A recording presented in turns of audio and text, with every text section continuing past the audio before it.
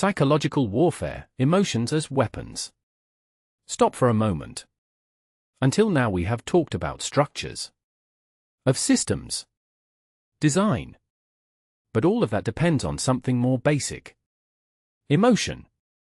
Because you can have the best message, the best frame, the best strategy. But if you don't activate an emotion, there is no movement. Emotion is the driving force. Logic is just the subsequent justification. Today we are going to dissect emotions. Not like human experiences. Like tools. And more importantly, let's understand why they work. Not superficially. On a mechanical level. First emotion. Fear.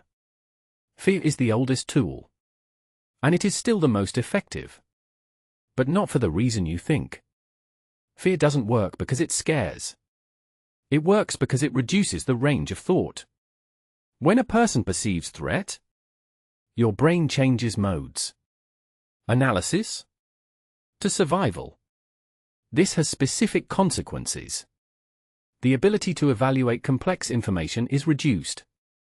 Quick decisions are prioritized. Immediate solutions are sought. This does something very important. It makes the person predictable. Because under fear, perceived options are reduced. Operational example. If you introduce a threat, and then you present a solution, the probability of adoption increases. Not because the solution is good, because it is the first visible exit. Technical lesson. Fear does not force. Channel. But there is a critical detail. Fear misapplied generates rejection. If the threat seems exaggerated or constant, the person adapts. He becomes immune. So the effective fear has to be credible, immediate, but not saturated. Second emotion. Gunner. Anger is different. Fear paralyzes. Anger mobilizes. But I didn't do analysis. Towards impulsive action. This is important. Anger reduces the ability to consider consequences. Because the focus becomes immediate response. And that is useful in specific contexts. If you want a group to act quickly, anger is more effective than fear. But he has a problem. It's hard to control. Because once activated, can be redirected. Example. An angry group can attack the target you want. Or it can fragment. Technical lesson. Anger is powerful, but unstable. It is used to turn on, not to hold. Third emotion. Pride. Pride is slower, but more stable. Does not generate immediate reaction. Generates identity. An identity is persistent. When a person connects an idea with their identity, defending that idea becomes personal. It's not an argument. It is an extension of the self. An attack that idea. It is perceived as a personal attack. This creates extreme resistance to change.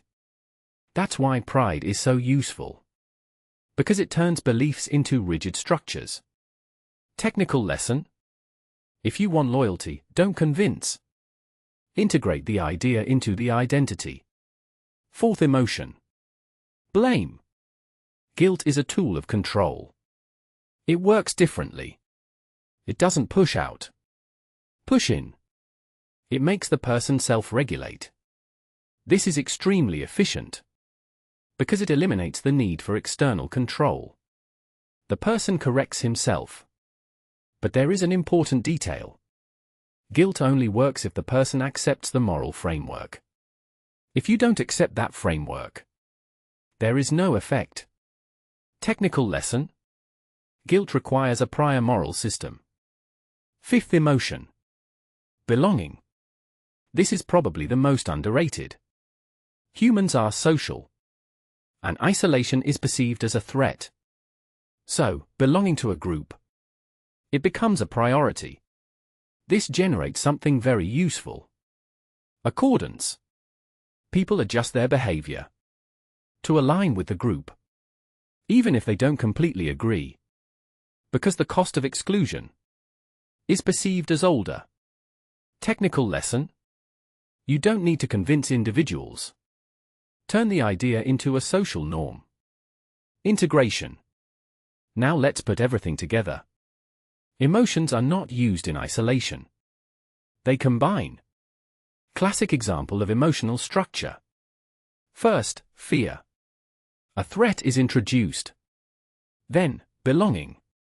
A group is defined that understands the situation. Then, pride. Being part of the group becomes identity. Finally, anger. Action is directed against a target. This creates a complete cycle. Perception. Identity. Action. And most importantly, it feels natural. Because it is not perceived as manipulation. It is perceived as genuine emotion. And here is the key point. The emotions are real.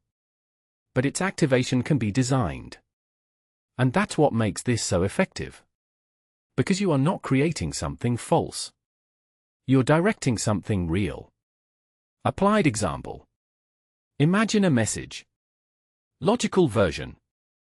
This could be a problem in the future. Emotional version. This is already affecting people like you. The second generates a reaction. Because? Because it activates identification. And identification activates emotion. And emotion activates behavior. Operating inventory. 1. Fear reduces the range of thought. 2. Anger accelerates action but reduces control. 3. Pride turns ideas into identity. 4.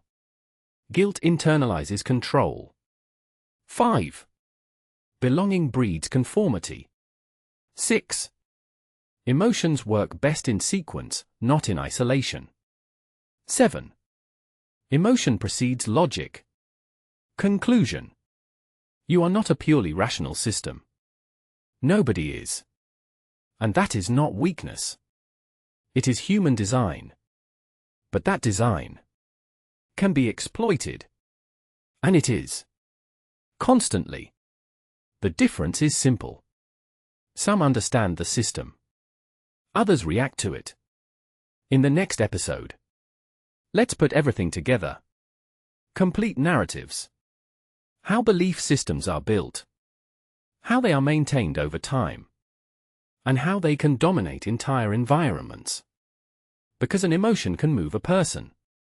But a narrative can move millions.